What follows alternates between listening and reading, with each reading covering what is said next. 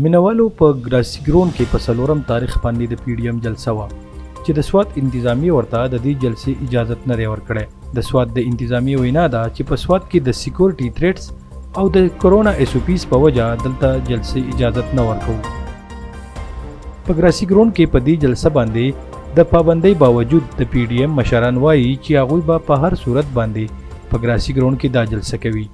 د پی ډي ایم په دې جلسه کې به د پی ډي ایم خلک خو شمولیت کوي، خو د ګوجر قوم هغه برادري هم دې جلسې ته په انتظار وه کوم چې په دې خبره باندې د حکومت نه خفه دي چې حکومت د ګوجر سیکریټریټ بلډینګ په یو سیاسي انتقام باندې وران کړی دی. په سوات کې د پی ډي ایم په جلسه د څو ورځو د تیارو نه پس چې انتظامیه د دې اجازت ورنه کړو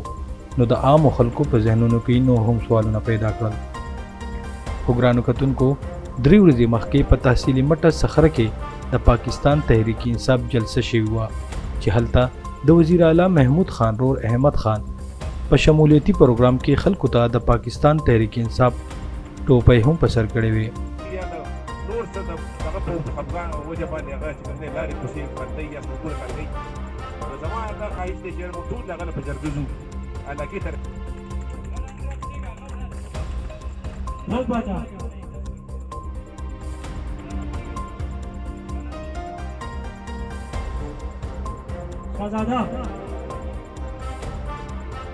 भरपूर शुक्रिया अदा करो इंसाफ मतमंद वाला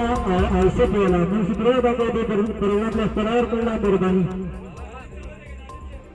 तासो लग डाट पकड़ दे तासो पकड़